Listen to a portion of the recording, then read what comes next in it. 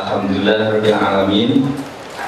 Today we have a special guest from the United Kingdom.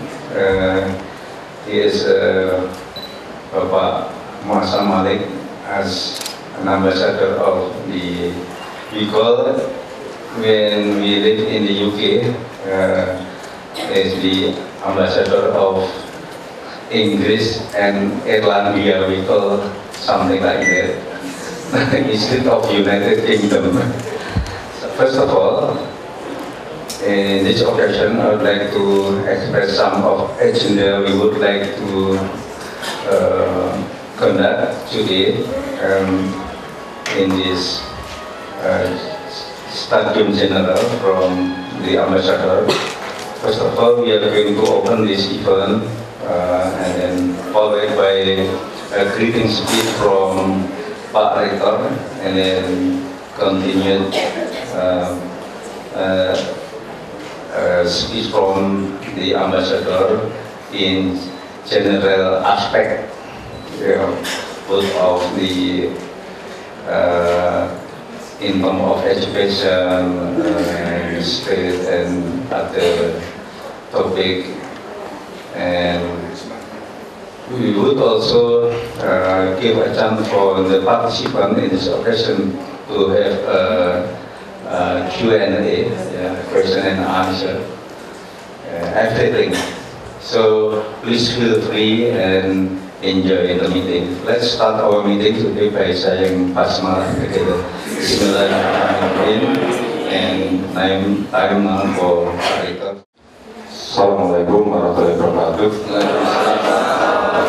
Alhamdulillahirabbil alamin. Wassalatu wassalamu ala asyrofil anbiya'i wal mursalin wa ala alihi washabihi ajmain. Amma ba'du.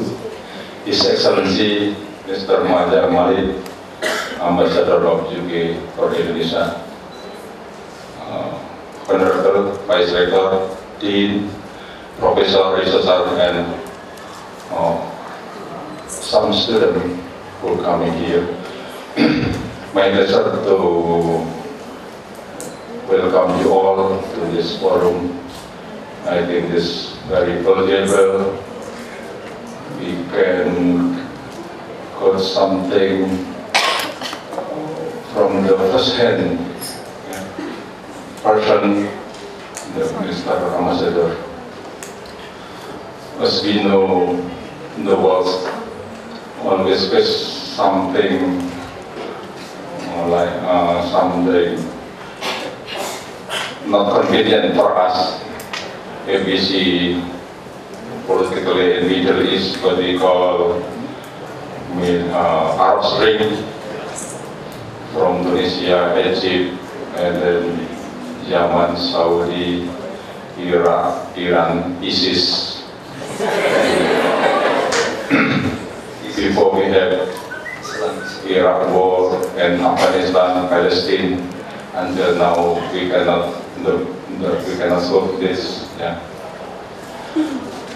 We got some impact, Mr. Ambassador, from the conflict of Arab, Palestine, Sunni Shi'i conflict in Yemen and also in Iraq. Yeah.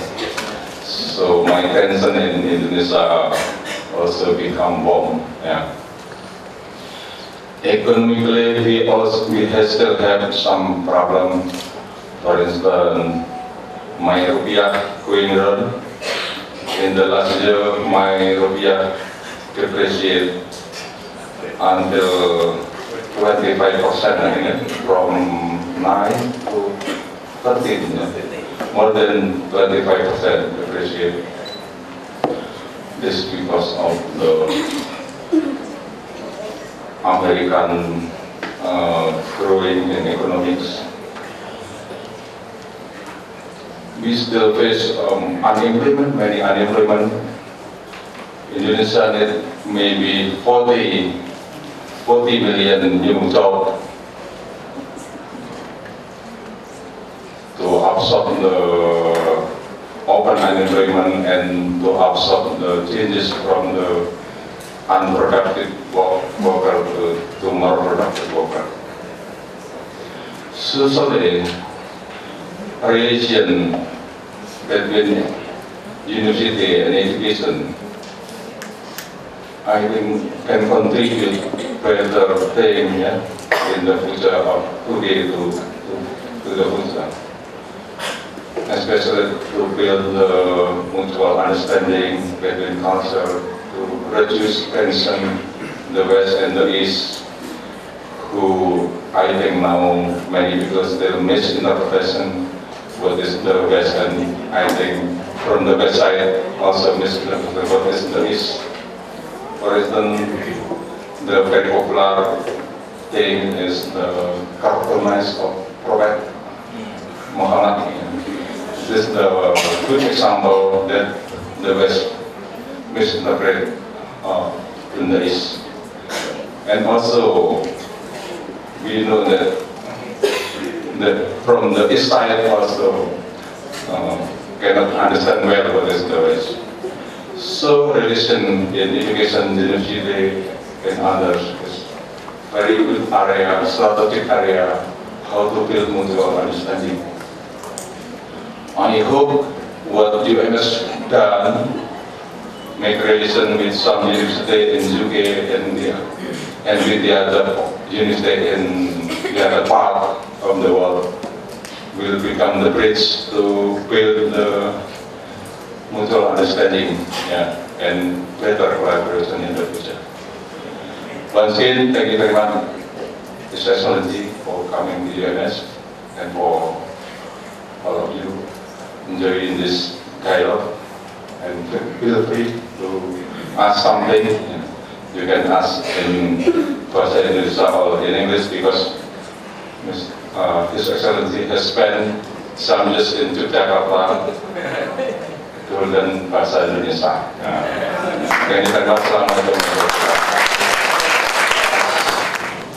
Said by Pak Rektor that Pak Malik bisa berbahasa Indonesia dan juga berbahasa Inggris, maka nanti feel free untuk menanyakan sesuatu, dan mungkin Bapak Ibu bertanya-tanya, Pak Malik ini adalah hanya 3 atau 2 Muslim ambassador of the United Kingdom, no more than 3 Muslims, so it's very special. Dan Pak Malik ini adalah dari keturunan Pakistan, Muslim, so we can explore deeply about the Pak Malik.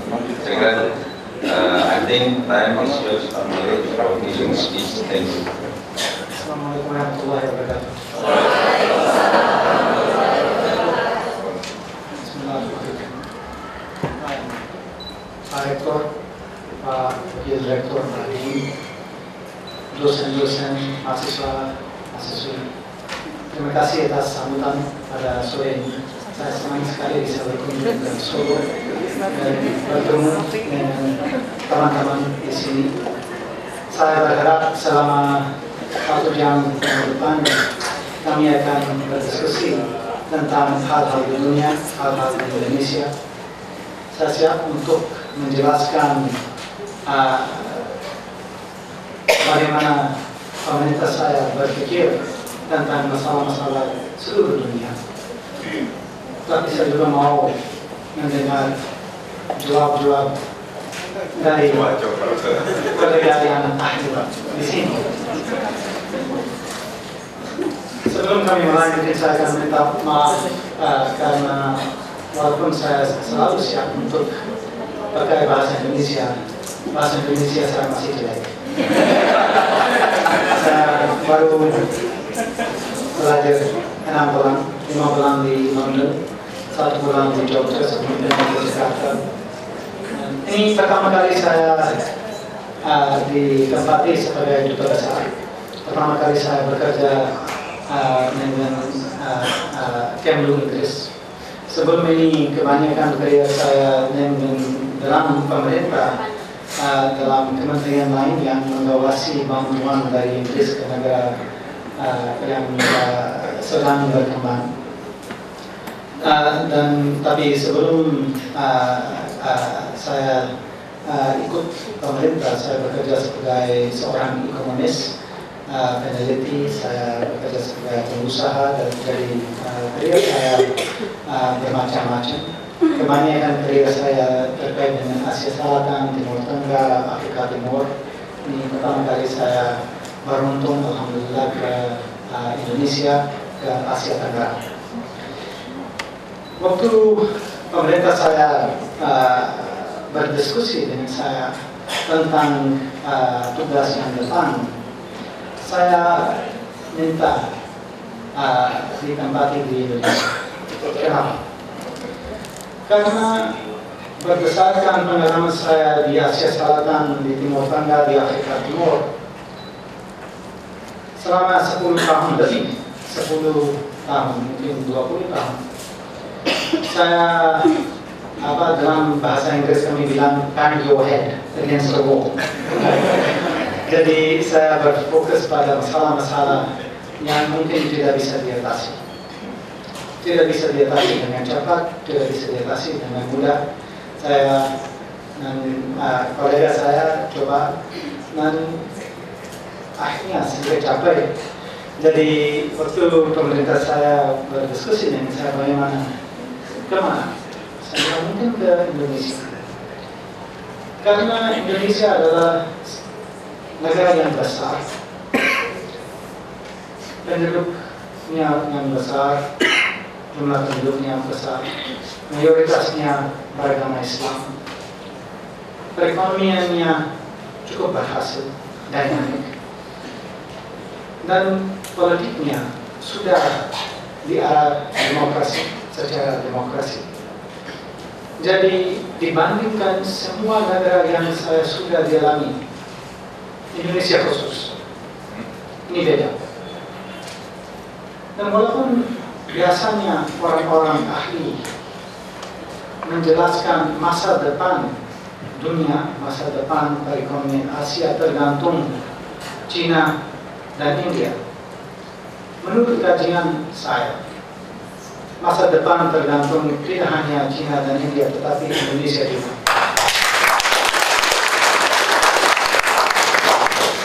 Jadi saya minta pemerintah saya, silakan mengerti saya di Indonesia. Mungkin saya akan belajar tentang masa depan. Mungkin saya akan belajar bagaimana bisa diatur hal politik, hal perekonomian, hal sosial yang relevan untuk negara yang saya sudah lihat. Hari pertama saya di kantor adalah sama dengan Bapak Presiden. Hari pelantikan dari tanggal 16 Oktober lalu. Hari itu karena saya belum memberi surat kepercayaan saya ke Bapak Presiden, wakil terbesar ke acara resmi di Parlemen, dan saya langsung ke Bundaran HI, pusat kota Jakarta, dan ikut pesta rakyat. Dan pada malam ke Monas untuk ikut syukuran rakyat. Ini menarik untuk saya. Menarik karena saya kira mungkin acara resmi di Parlemen sedikit bosan, tapi di jalan-jalan saya lihat orang-orang Indonesia, masyarakat Indonesia berkumpul untuk merayakan situasi politik, merayakan pelantikan Bapak Presiden. Mungkin ini pertama kali sepanjang sejarah Indonesia orang-orang berkumpul bukan untuk memprotes, tetapi untuk merayakan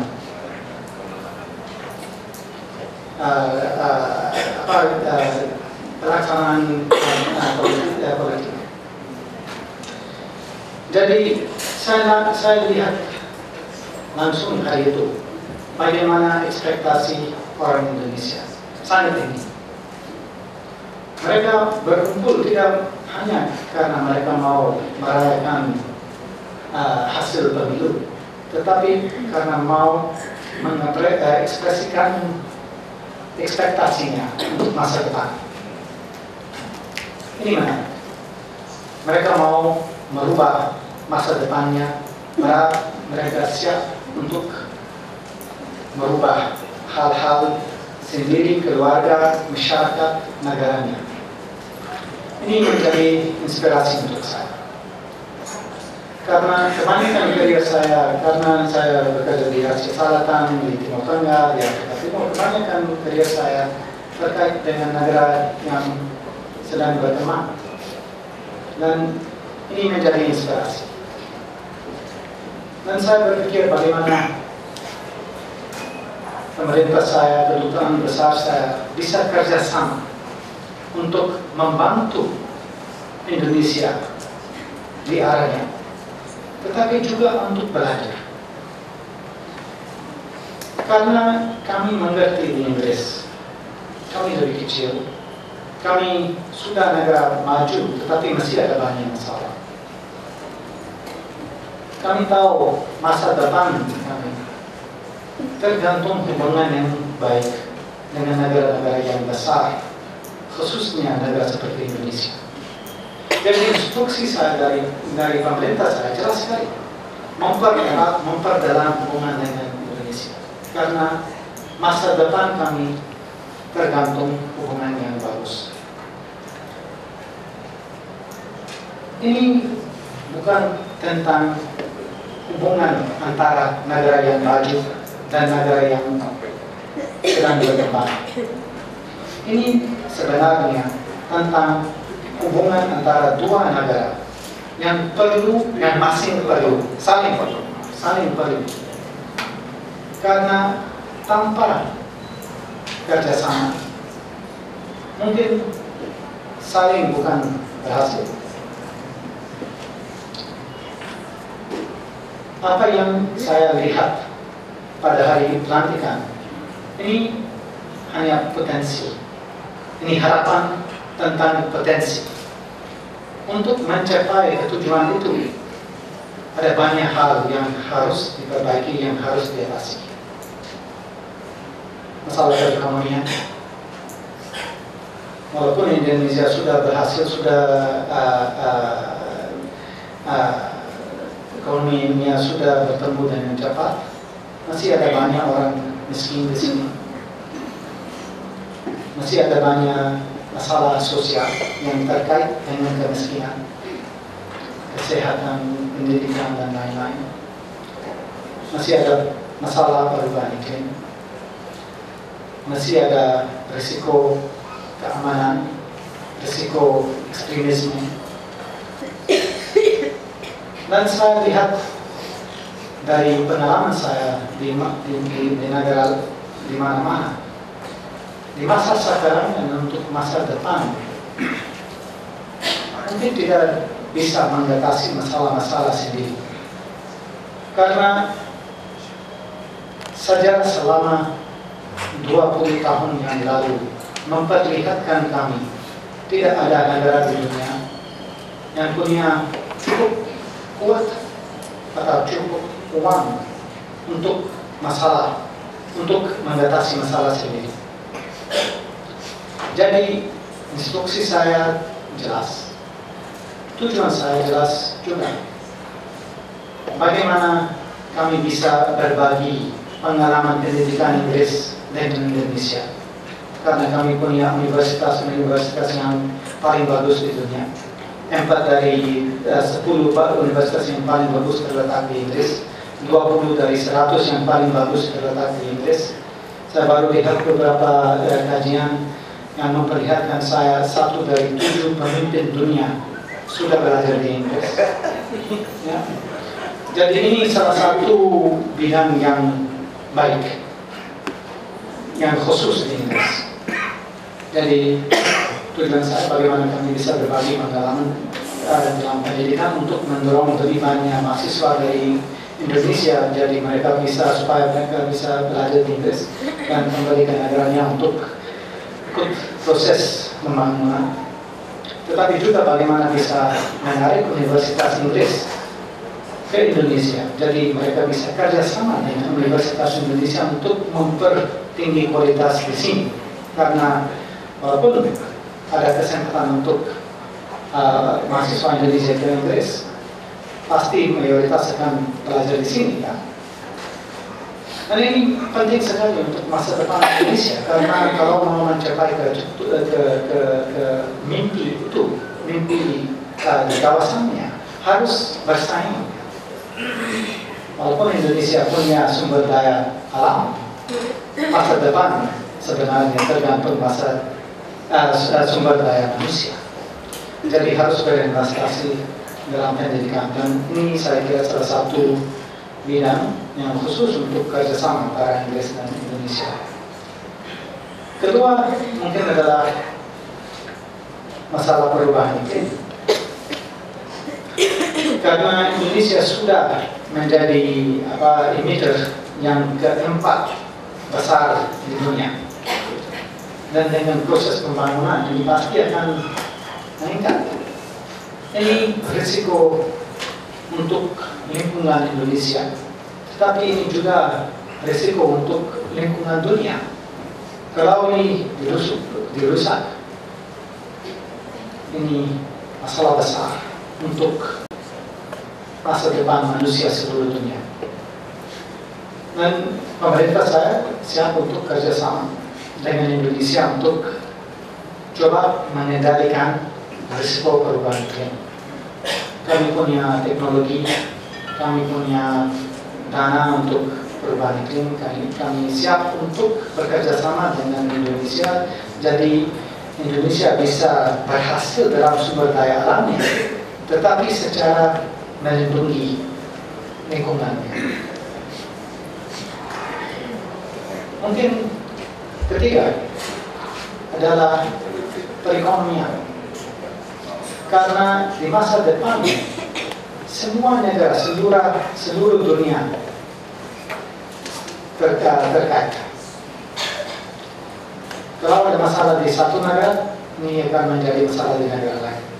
Kalau sekarang Amerika Serikat berhasil, ada dampak atas mata uang Indonesia. Ya, jadi semua terkait. Dan ada lembaga G20. Ya, ini lembaga yang dikumpulkan semua ekonomi yang besar, 20 negara yang besar, termasuk Indonesia. Jadi ini bertanggung jawab untuk negara saya yang termasuk G20, tetapi juga bertanggung jawab untuk Indonesia. Jadi kami akan bekerja sama untuk mengatasi dan mengelola perekonomian dunia dengan baik. Dan mungkin keempat adalah risiko ekstremisme.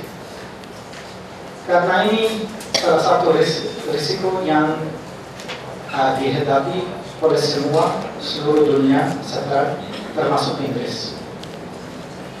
Sekarang mungkin lebih banyak orang dari Inggris yang sudah ke Suriah dan Irak untuk ikut ISIS daripada Indonesia. Tapi di Inggris hanya 3 juta warga yang beragama Islam, hanya 3 juta.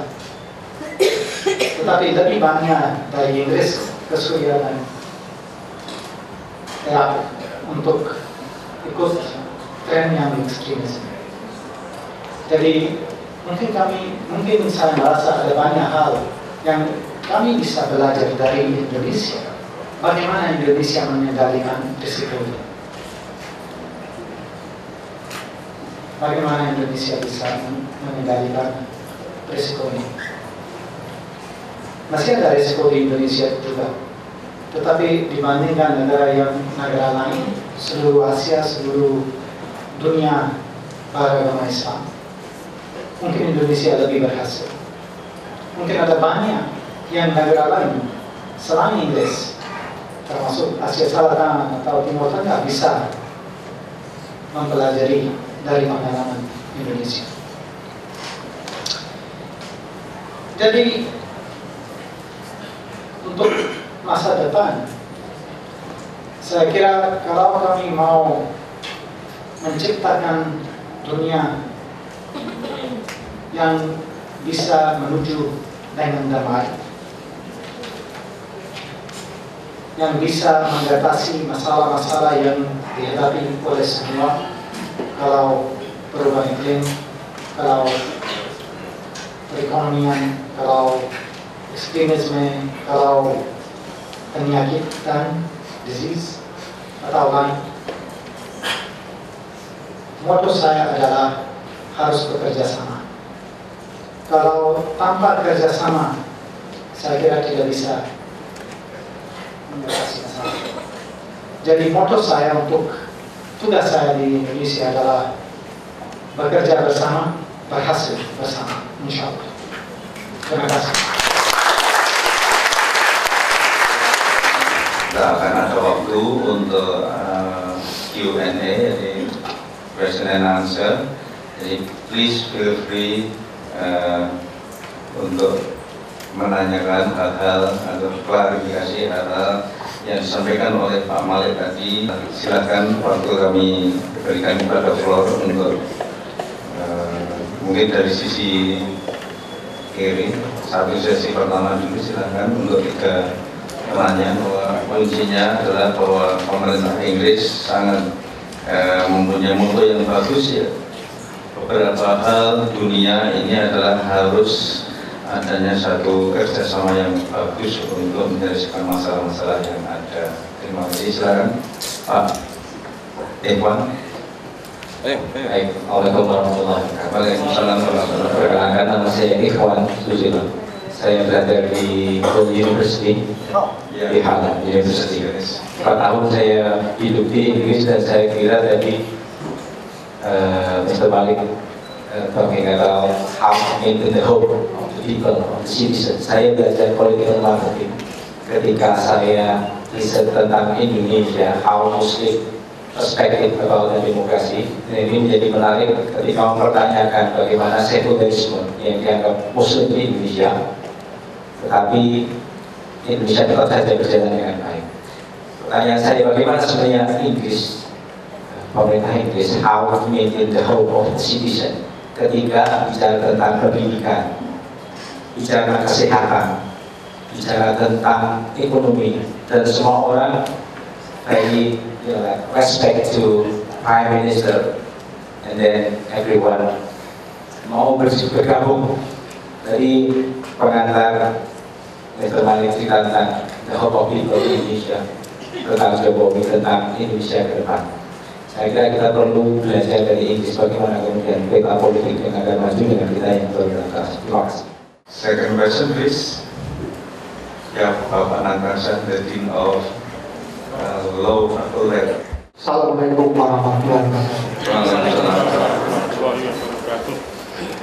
Bapak Moazzam Malik yang terhormat, mohon izin sedikit pertanyaan ini terkait dengan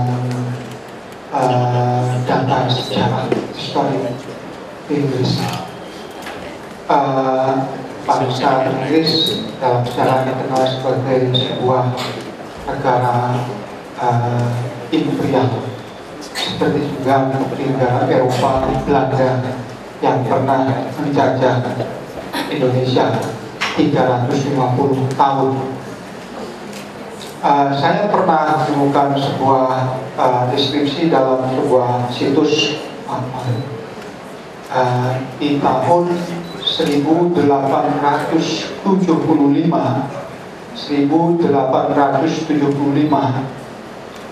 generasi muda dari negara-negara jajahan Inggris yang terdapat di seluruh Inggris terdapat 175.000 dengan berbagai macam aktivitas termasuk pendidikan. Sementara itu di negeri Belanda pada tahun yang sama tidak ada satu orang pun dari Indonesia. Pertanyaan saya sebetulnya, adakah sebuah garis kebijaksanaan yang menjadi pegangan mungkin dari dulu sampai sekarang bagi kerajaan Inggris yang membuat tampilan yang begitu kontras di tahun 1875 itu? Mungkin, apakah mungkin garis kebijakan itu masih dipegang sampai sekarang, atau mungkin ada perubahan kebijakan yang lain? Barangkali gambaran tentang kongres ini sangat bermanfaat bagi kita, generasi muda Indonesia yang ingin belajar di Inggris. Saya mohon konfirmasi apakah betul data itu seperti itu, atau data itu mungkin sekedar dibesar-besarkan, mungkin ada berdasar. Terima kasih Bapak Moazzam Malik yang terhormat. Assalamualaikum warahmatullahi wabarakatuh. Mungkin sementara kami interaksi dulu untuk pertanyaan sesi pertama. So the first question was about the hopes of people in the UK.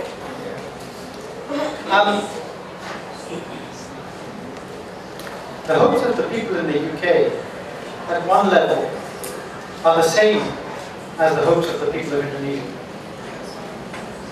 You have been to Hull, you've seen it, right?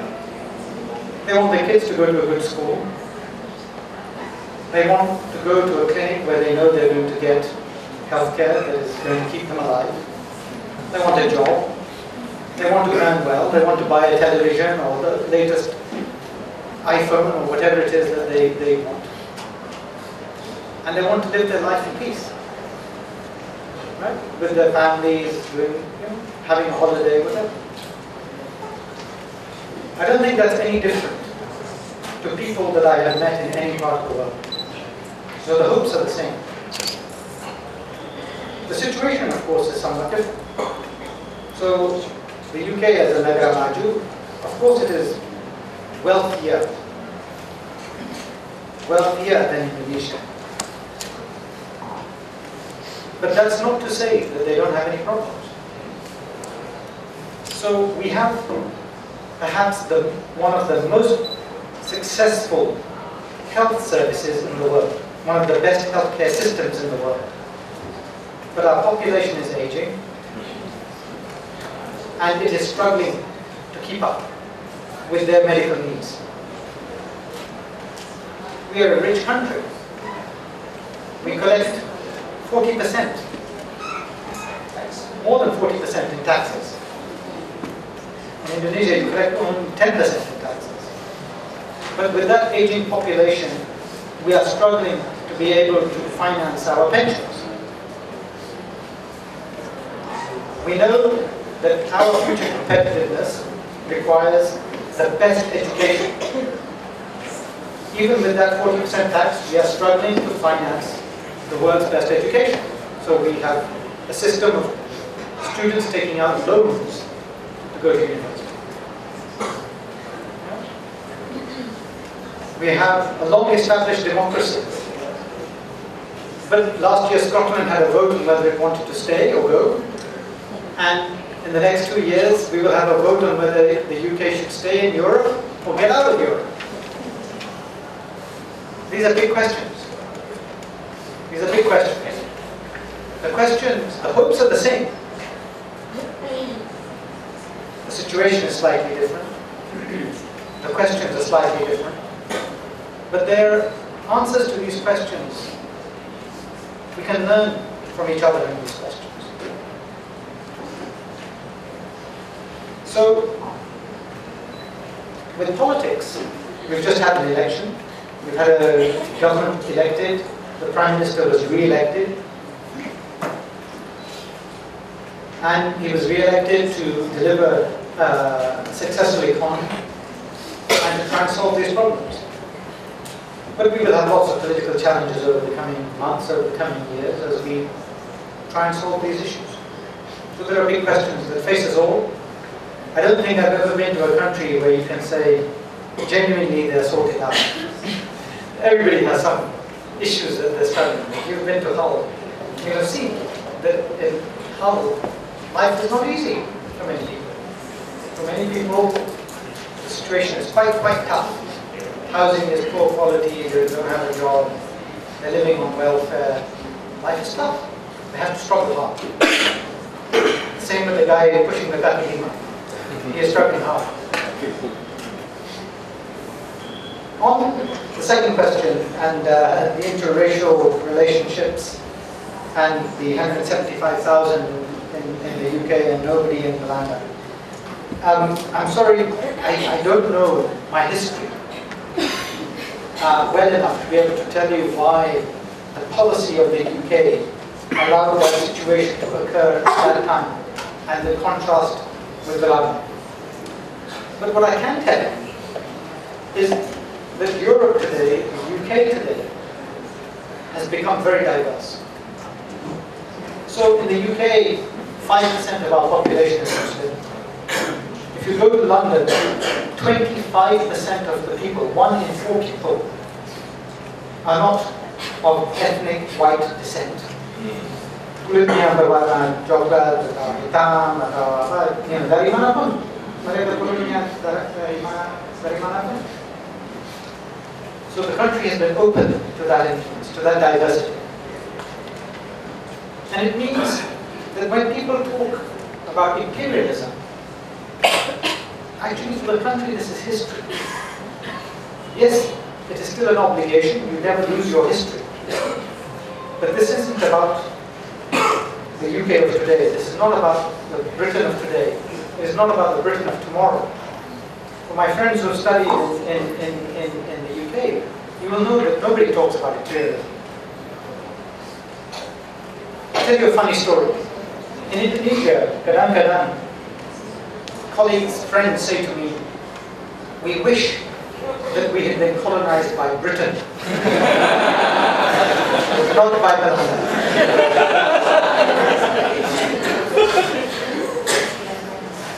And when people say this to me, I don't know what to say. Because in the UK, you don't celebrate your imperial past. You don't apologize for your imperial past. But it is the past. You're slightly embarrassed. Yes, some good things happen, some bad things happen, but it's the past. Every country goes through its period of rising and falling. We've been living through the American century. People say we are entering the Asian century. Maybe once upon a time there was a British century. These things come, these things go. But we all bear some responsibility. In Indonesia's case, Indonesia has responsibility to its people, not just in Jakarta and Java, but also in Aceh and Papua. There are many issues there that need to be solved. So we are all bertanggung jawab untuk mengatasi masalah-masalah yang dihadapi oleh masyarakat. And then on the question of scholarships, because you asked about bagaimana visa ke Inggris. So the UK government has our flagship scholarship program is called JUNI. JUNI, I think you've heard of it. It's a merek yang terkenal, like Fulbright or some of the other scholarships in the world. Pasti orang-orang yang beruntung ke Inggris dengan beasiswa JUNI akan menjadi pemimpin di bidang ini. This year we have increased our scholarships for Indonesia 3 kali lipat. Dari tahun ini 85 mahasiswa Indonesia akan ke Inggris untuk belajar ke tingkat S2. So this is now the 3rd or the 4th biggest country receiving scholarships. So it's a sign of that commitment that I talked about earlier, and that policy to mempererat hubungan kita. But apart from that, of course, you know, many universities also have scholarship programs, and of course, Indonesia's government has its own scholarship program, because the primary responsibility for improving Indonesia's future has to sit within Indonesia's government. So the LPDP scheme is successfully sending young people abroad to study. The UK is the most popular destination for mahasiswa Indonesia melalui program LPDP. But only 1,800 mahasiswa akan ke Inggris setiap tahun untuk belajar di Universitas Inggris. This compares, ini dibandingkan dengan kawasan Indonesia, Malaysia. Mereka menggaring 15,000 mahasiswa Inggris setiap tahun. Okay? But they have made a calculation. They know that their future competitiveness depends on having world-class skills. So they're sending their students to the best universities in the world. They're inviting the best universities in the world to open campuses in Malaysia. They are pushing English language education for their students because that is the language of the future. And when I say this to para menteri in Jakarta, mereka sedikit kecewa. And they know that actually this is a challenge for Indonesia. So there's a lot that Indonesia must do to really improve the quality of its universities, as well as to make sure that its best people get the best education so that Indonesia is competitive in its region and in the world. Silakan Bapak Ibu yang adik mahasiswa satu dari kiri kanan satu, silakan. Assalamualaikum warahmatullahi wabarakatuh. Waalaikumsalam. My name is Diah Fitria, and I'm from DEE, and I'm in the second semester. Well, sir, I want to know, what would you say to the college student in here to motivate them to take the challenge, get the scholarship to another country? That's all. Thank you. Bismillahirrahmanirrahim. Assalamualaikum warahmatullahi wabarakatuh. Yeah, thanks for the challenge, Mr. and the other of UMS. It's very kind of good situation out here. We can be able to share something. Your name, please. All right, my name. Kadafi. No, I'm his brother. My name is Saddam Hussein. Saddam Hussein. Yeah, it's my name. Thank you. I'm from electrical engineering. Okay, before I would like to, my first question. According to what already you said, Mr. Moazzam Malik, they already discussed about the technology that can be able to solve our problem in climate changing. And would you please to give me a detail for that one? And then for the second question, regarding about the thing that actually it is kind of sensitive thing that need to be said in this forum. It is about the extremist one. But before we go to that question, I would like to ask my honorable rector, have you told Mr. Moazzam Malik about the great organization called Muhammadiyah? I would like to give you some kind of very big idea that owned by Islamic organization in Indonesia. Muhammadiyah, there are a lot of universities, a lot of schools, a lot of medical facilities, and this should be one of the solutions in order to maintain kind of extremist paradigm. Why is that? Because when we are talking about the Islamic organization that have the kind of paradigm Ahlus Sunnah wal Jamaah, it will be make us unity and avoid the problem of extremist problem itself. Because when we are talking about Ahlus Sunnah, there will no extremist. We will say in Ahsan. And actually, I would like to ask about the thing that already done in the UK. How can people face the extremist people out there? Because when we are in Indonesia, actually there will be a lot of extremist people, but we will be able to maintain it. Because every single Islamic organization in Indonesia, they have some kind of struggle to win on that problem. The last one. We have a student here. We have a student here, handsome and beautiful. But look, Firstly, there are, according to the title in there, the strategy how to receive the scholarship. But it looks like you didn't explain detail about this. And I would like to ask the detail about this, because all of us here would like to we would like to catch a scholarship in the UK, because it is the dream of country. Thank you so much. Assalamualaikum warahmatullahi wabarakatuh. Any more? Yeah, okay, ladies. Thank you so much. My name is Shara. I'm a lecturer in English department in this university.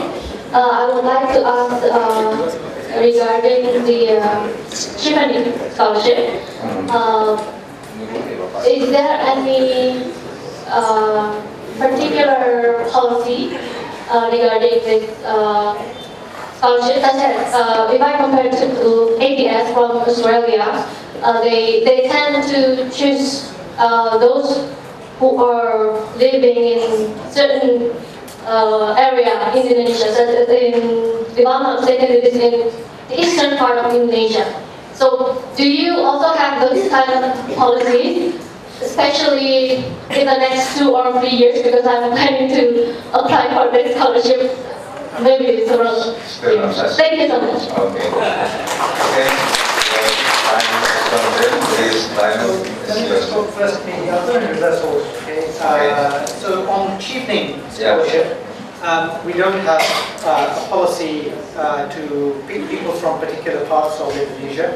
It is open. We're looking for the best students to go to the best universities. So the process is very open. Of course, you have to have nilai yang tinggi. You have to have a strong academic record. And then there's an interview process to select people too. This year, we've just finished the selection process. 85 students will go to the UK. The process for next year, so to enter British universities in September 2016, will begin on the 3rd of August. Okay, 3rd of August. So if you want to go to the UK for masters next year using JUNI, this August the process begins. You will find information on the embassy's Twitter account, my Twitter account, Moazzam Malik. You will find it on Facebook page and on our website. So if you're interested, look at that information. Next year, I don't know yet, but I hope to keep the number of scholarships around 80. And if I can, I want to try and push towards 100. So let's see where we go. But certainly, this is a priority for me. On technology and climate change, look, today, so Indonesia is the 5th largest emitter in the world. Okay, it's the 16th largest economy in the world. 16th largest economy, producing 5th largest greenhouse gases. By 2030, Indonesia will be the 6th or the 7th largest economy in the world. Inshallah. Okay? But between now and then, if you are today the 5th largest emitter, what will you be throwing into the atmosphere?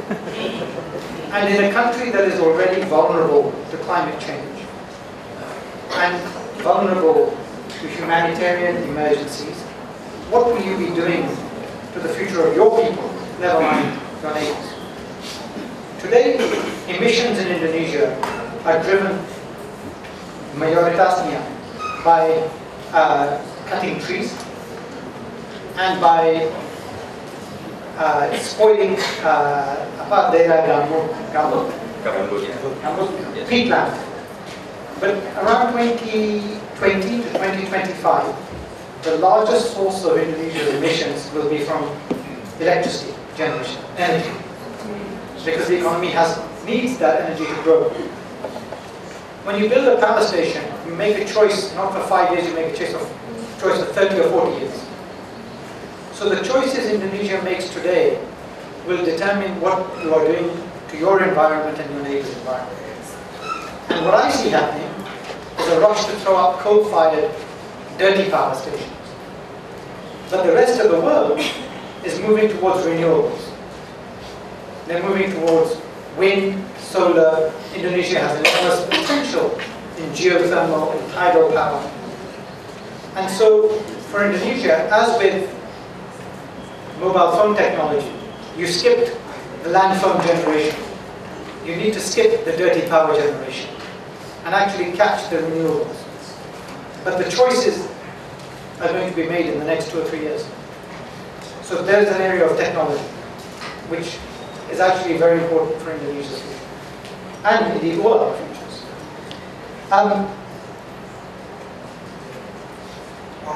Muhammadiyah. So I've already met many leaders of Muhammadiyah and visited Muhammadiyah in different parts of Indonesia.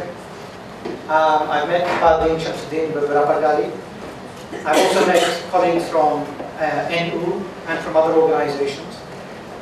And as I said at the podium, maybe there are many things that we can learn from Indonesia.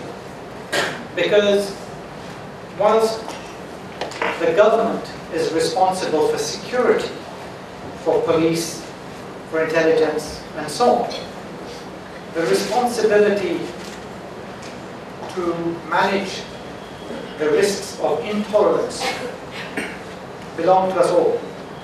Ini bertanggung jawab untuk semua. Me as a parent, your docent as your teachers, you as students, you as peers and friends to each other. This is a responsibility for us all. And I don't think governments anywhere can solve this problem on their own. So you need Muhammadiyah, you need NU, you need political parties, you need the diversity of your debate.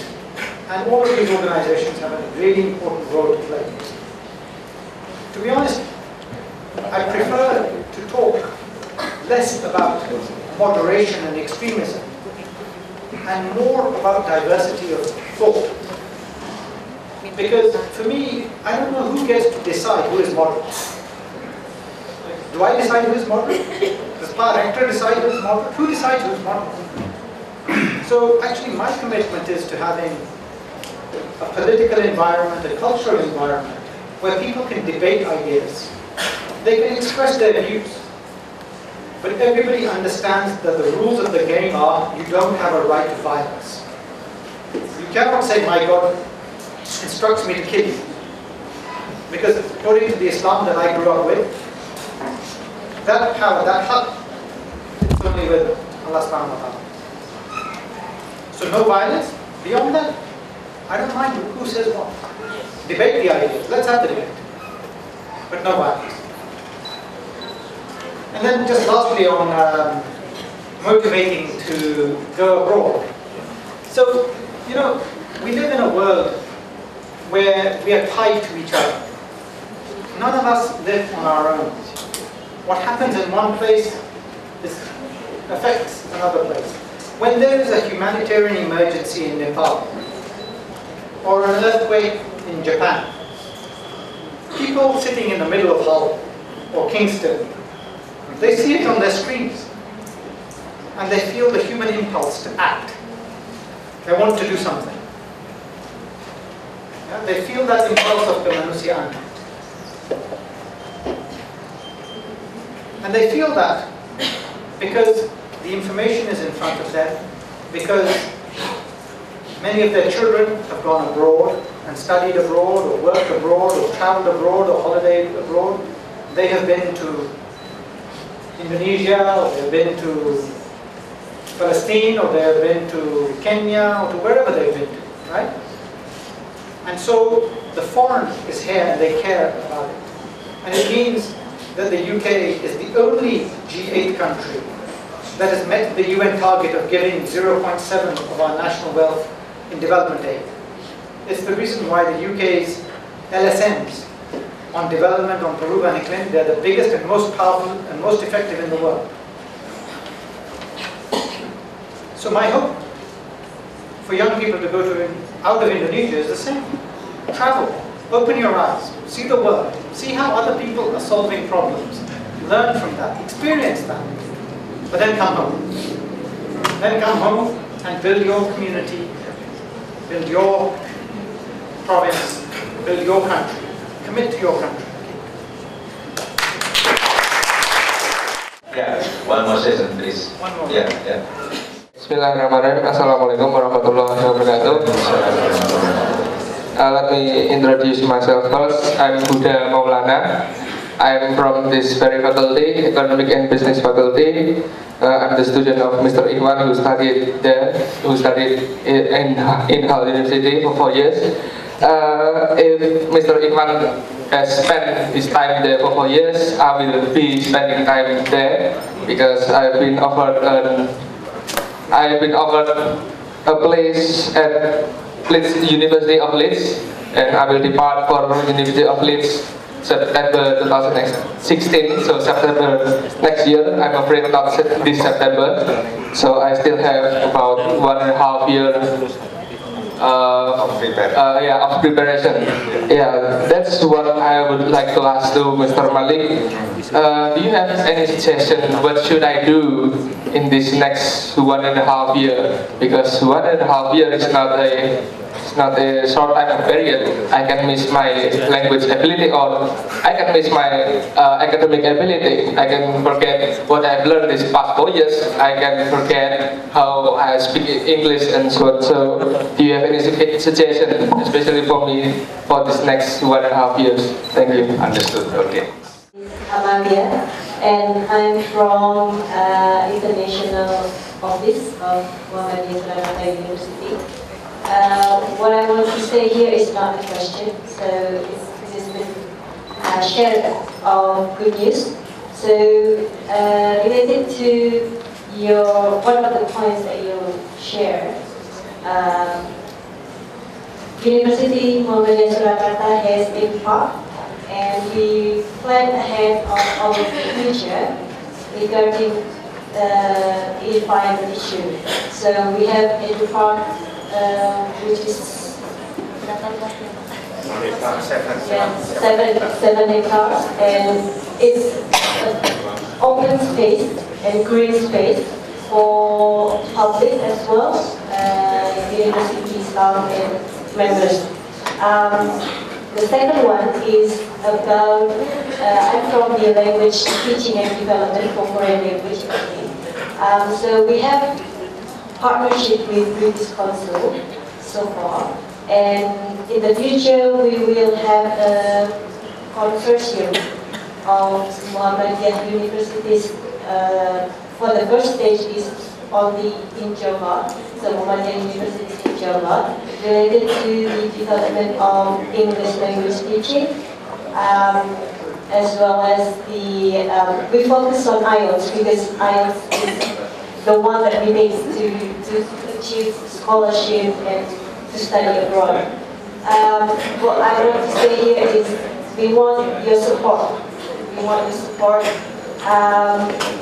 And when I had a meeting with the British Council, Kevin said that he wants to bring our idea to United Kingdom and then present the idea so that the university in the United Kingdom can come to Indonesia and help us. So, what I want to say is that, yeah, we really need your support to also bring this issue to United Kingdom. That's all. Thank you. Assalamualaikum. Hello, I'm Finami. I've been to Aberdeen for my master degree, and nowadays I'm still in touch with my ex-supervisor there, and we are writing up our article, but because the theme is membangun komunikasi akademik di Indonesia, I would like to say that it's a bit hard to get grants for submitting in the international journal, especially in the UK. So do you have any strategy, because the journal said that fee waivers would be granted for Indonesian, but developing or less developing countries. But my article is content the author also from developed countries, which is is not acceptable for the journal. So do you have any strategy? Or thank you so much. Bismillahirrahmanirrahim. Assalamualaikum warahmatullahi wabarakatuh. Ringkas ya. Yes, I will ask short question. My name is Rashid Burhanuddin. I'm from Informatics Department. What I want to ask is about this scholarship. Is this scholarship has some kind of criteria to join inside? Because it's being in my head since then. Is it matter from where the person is? Is it matter from which semester they are? Is it matter how old the person is? Is it matter from which department the person is? And is there really matter about the person, about the individuals? That is my question. The criteria to accept this scholarship. Is it only for those with good mark, or is there any other criteria? Thank you very much. Okay, my name is Aziz. I'm from International. Okay. I would like to ask you about, I was really crazy. I mean, like, when I was a kid, I always wanted to get scholarship, but tonight I can't get even one because it's just like incredibly hard to get scholarship. Do you have any strategy to get scholarship? Because, most scholarship that I found is like about for mathematics, something like that, but for humaniora or communication is kind of hard. Okay, and yeah, thank you. That's my question. Now is Ada waktu. Bisa menjawab. 5 minutes. Yeah. Oh, only 10 minutes from here. Yes. Then we can relax. Maybe you will also have other commitments. So let me talk about the scholarships ones first. First of all, so what should they do? So just on the scholarships, in terms of criteria, the criteria are actually very open. The main challenge is you need nilai yang tinggi. Okay, so you need to have a very strong academic record, right? So you need a strong academic record. Beyond that, there is not a geographical preference, there is not an age preference, it's open. So I'm sure you meet the criteria, you should apply. Applying, of course, is hard. So Master Aziz, who just said it's hard and he's struggling to apply, it is hard. But one of the strategies you can use to improve your prospects is to demonstrate what you have done alongside your studies. So if you're working in your community, if you have interesting work experience, if you have demonstrated your skill, your potential beyond just being an academic, having a strong academic record, that is also very attractive. Because the purpose of the chief scheme is to build leadership. Leadership, Right? So you need to show your potential for leadership, and you can show that not just in your academic record, but about what you do outside. So almost social science. No, but even in sciences, leadership in whatever field. So if you're a leader in marine sciences, that's really important. If you're a leader in whatever field. Yeah. So it's very open. Look on the website. The details are all on our website. The question about what should you do for the year and a half before you go to Leeds. Yeah. My answer would be, which faculty are you doing? Which faculty? Economic. Economics. Business economy. And sudah lulus atau belum?